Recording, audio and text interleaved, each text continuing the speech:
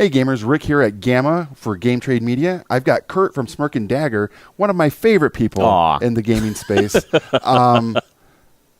So I had an opportunity to see you at Toy Fair. Yes. Yep. And I got to see these games that we're about to talk about finally on camera.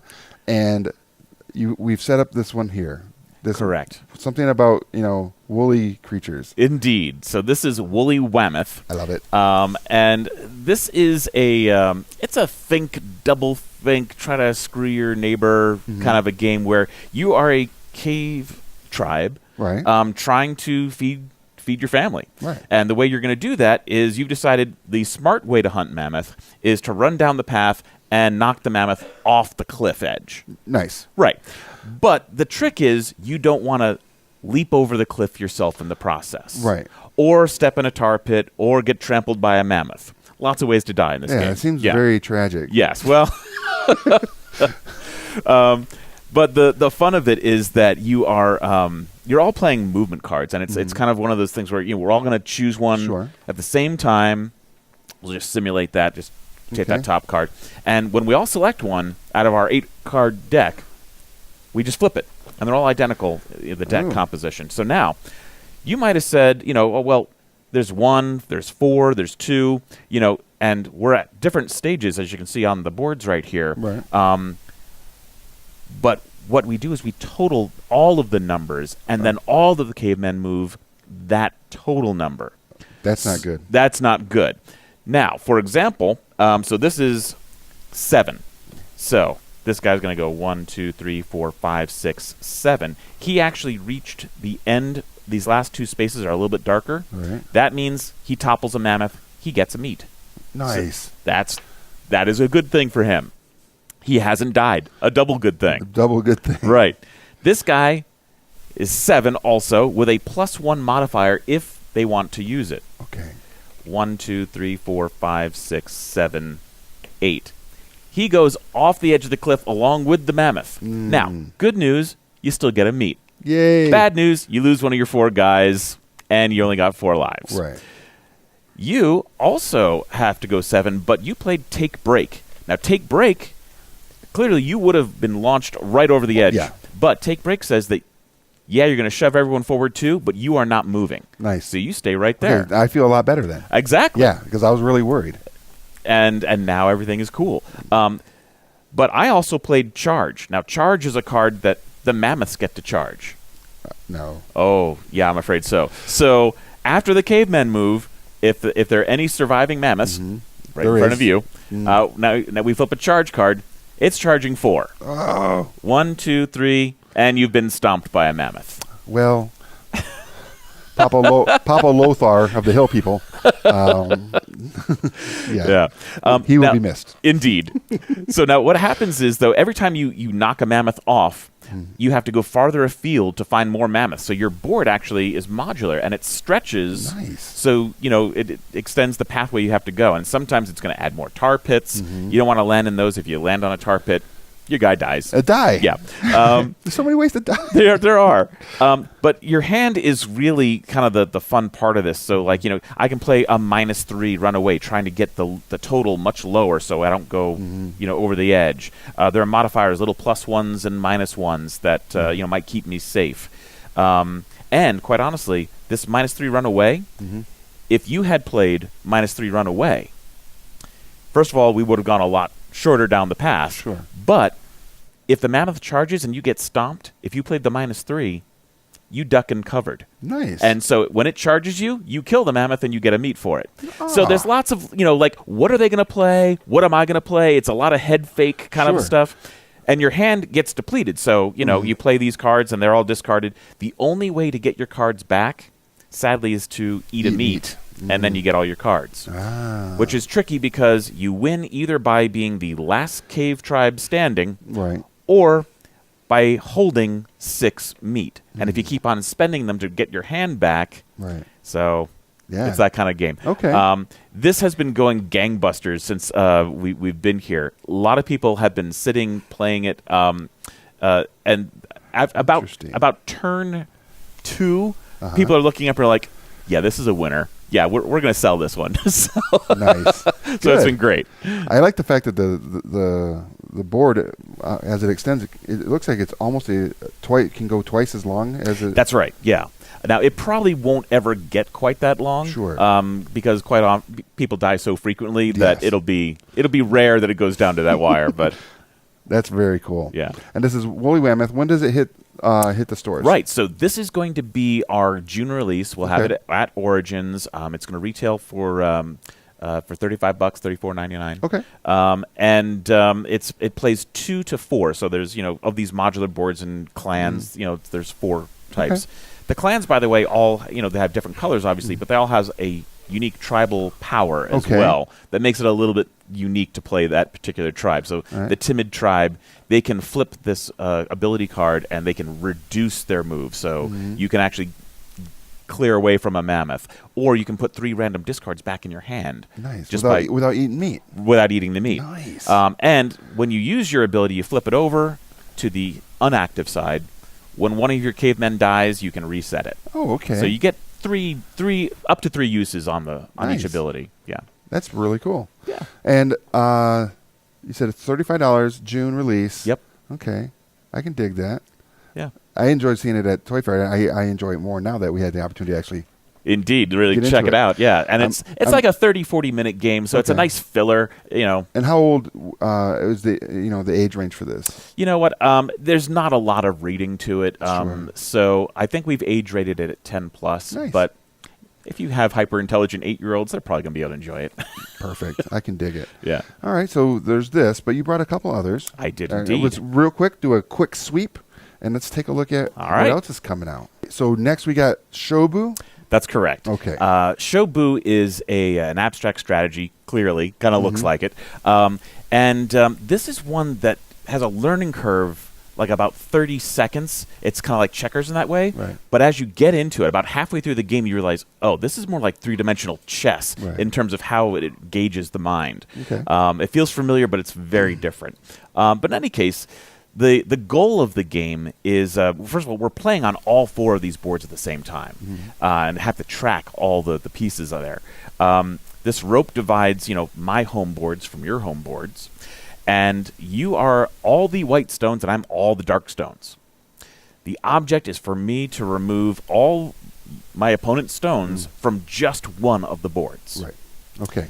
Now, your turn is kind of cool. You get 2 moves every turn, and the first one is a passive move. Now, the passive move, I could just move 1 or 2 spaces in any direction on the board, and I have to always start on my side. So I'll just go here. Now, the second move is a more aggressive move. This is the only move that can actually move stones, your opponent's stones across the board or off of it. But my aggressive move has to be on the opposite color board. So any of these 8 stones I can now move, but it has to match 1 diagonal in that direction. So it could be here, or in this case, I'm just going to go there. Okay. So now it'll be your turn, and you're gonna do the same thing. All right. So I want to do a move here. Move 2 forward. Yeah. So now light side. So on this side. Yep. No, on either one of these 2. Yep, on the light. Okay, so I can move 2. Now let me ask you this. Yeah.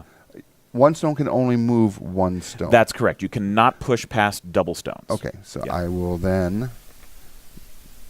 Perfect. Right there. All right. So now we can actually see where the aggressive stones really come in. So now I'll start on the light board, and I'll go forward 2.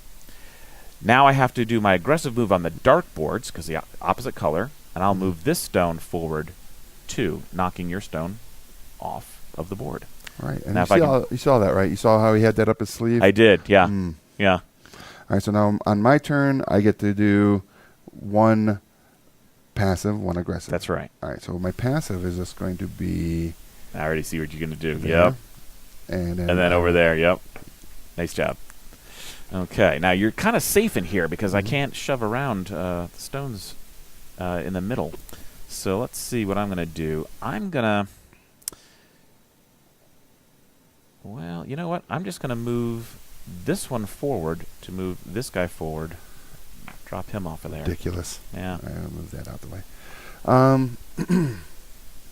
So I will move this one here. And there you go. So it's actually a pretty simple affair as you start the game, which is why it's got such a great learning curve to it. But when half of our stones get removed and we start getting more defensive, this gets very serious. Let's see. The other thing is the more aggressive you are on any given board, the more locked down you become. So let's see. I'm going to drop this one forward and take this one out there. All right. Oh, no, sorry, I can't do that. That's on the same color board. Oh. I can't do that. I move forward on this board, so I have to go here. Or on that other one there. Or on this other one here. But I'm not saying that you could knock it on the right, I could, actually, and thank you for that. Maybe I will. All right. Well, we see how this is. Looking at my setup here, I am in dire straits. Well, you've got a board with just 2 stones on it, so that's never good. So I'm going to go ahead and just move that guy forward and do that. Okay, not what I expected. So now, I think what I'm going to do is I'm going to take this stone over here, march this one over here. That is going to leave you with 1 stone on this board, so you are in jeopardy. I am in jeopardy. So now it's going to get interesting. Can you avoid my 4 stones on that board? And you can only access that board over here. Right. So I'm going to start here. Oh, go there. That is certainly a worthy move. I think what I want to do... Oh, I can't do it. The move I want to make, I can't make. Good. Yeah. I want to go right here, but the only way to do that is if one of my stones could travel in that direction too, and I'm all locked down there. So, interesting. What do I want to... Well, so here's what I'll do. I'll now drop this stone back 1 diagonal to bring this one back 1 diagonal. That's good. Yeah. Which puts me in a... another bind, yes. A serious bind. Well, except it looks like... I think I'll just 1 here and 1 there. Oh, I thought you were going to take the stone. No, because that would have put me in jeopardy. I don't think so. It might have been all right. One of the things that I really like about this game for all of everybody watching is I took my son, my 13-year-old son, to Toy Fair, and this was the game that he just kind of latched onto. Oh, boy. Yeah, he sure did. Yeah, and he played many games while we were there at other booths, but this is the one that he continually talks about. So to have my 13-year-old excited about something like this and not is awesome. Yeah, it's quite a feat. And quite honestly, I've been having the same thing with retailers here at the show. Okay. They've sat down to try a game, and they're like, yeah, nope, let's do that one again. Got to see it again. So, and you're in trouble right here now. I am in trouble. Yeah. Now, so we can push a stone 2 as well. That's correct, yes. Okay. Yeah. Well, that helps me a lot, actually. Yeah. So I'm just going to go this way, too. Yep. That does help you quite significantly, because I can't shove you off the board that way. Yeah. Well, I can't even... all right, so I'm going to have to come down here to come down here. Oof. That's... Now I am... Well, I don't know if it's terrible yet, but it's not good. It is not good. Because an aggressive move has... If you're going to do an aggressive move, you should knock something off. You should not... Ideally, yeah. But right now, you're running a bit. Yes. And you're in jeopardy. If you were not in jeopardy, then you turn it to the aggressive side. Right. All right, so on the aggressive side... Oh, and of course... I don't have the ability to move a stone in the direction I need to go. Oh, that is a shame. That is a huge shame. All right. So I am going to... Oh, you got a great move. If you look at what I can and cannot do, you've got a great move here. And that's what you start doing when you're playing this game. You start realizing what moves they can't make, and then you can sneak in and put yourself in a much better position. But you can make the one that, if I take that one, you can do that move.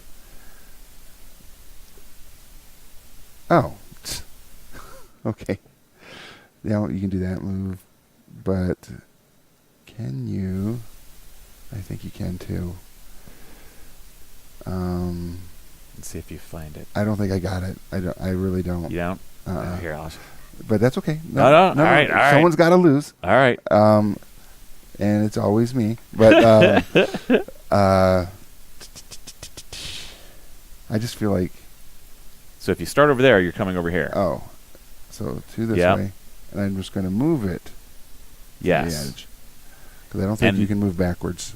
I can. Dang it. Yep. So I gotcha. However, you know what? If you had done just one less move and put me there, I can't come to this way. Right. Okay. And then you would have been alive. So I made that mistake. Right. So there I go to finish up the game, drop it off there, and voila. Well done. That was fun. And there you have it. That's Shou Bou, which is great. Yep. But I really feel like I think we need to talk. Yeah. You and I.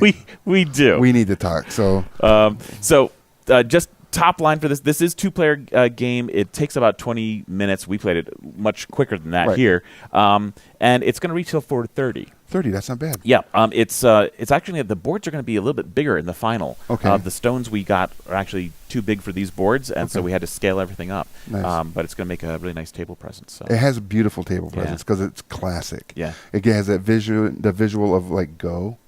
Yes. Which is really a classic, beautiful game, or Othello in its own way as well. Yeah. It's so good. I love it. Cool. So make sure you guys check this one out. All right. By checking it out, I mean pick it up. Now we need to talk. Tell me about this game. So this is a game about hosting ridiculous interventions about nonsensical problems.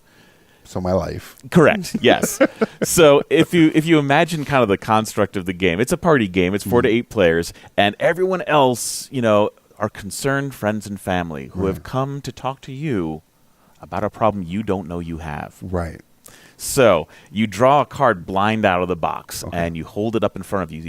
You can't look at it. You don't know what it says, but everyone else now knows that this is my problem. So. Abuses take a penny jars. Right. Like, obviously, we don't say that aloud, but for purposes of the for all of us demo. that are going to be asking you the questions, that's right, are making the statements. That's right. So now the whole goal of the game is you want to help the person who is the intervened understand what their problem is, but you don't want them to guess correctly on your clue. Right.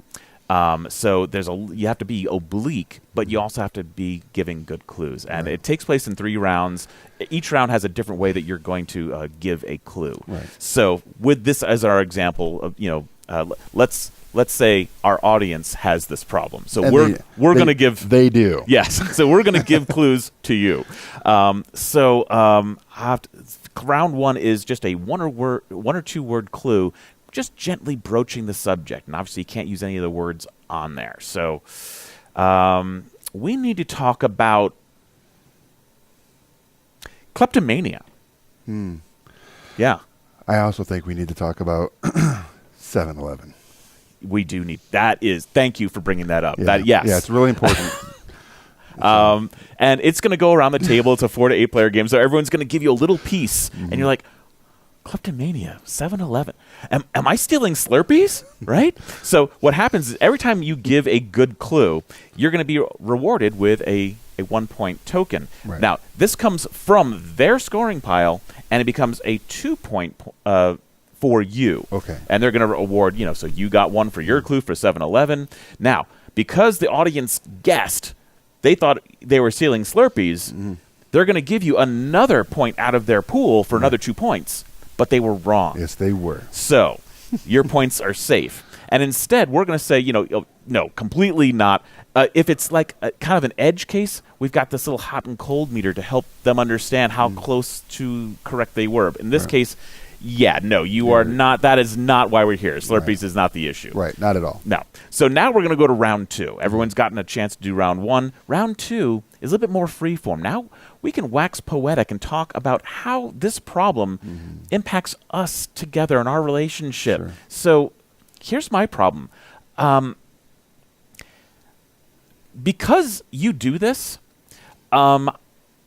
I simply will not go into any convenience store at all because I know I ended up getting not just like suspicious looks, but I was asked to never come back to a place because I was with you. Wow. And that is I can't have that in my life. Yeah, and that's a tragedy. Right. And I got your 2 point. points for that. Yeah.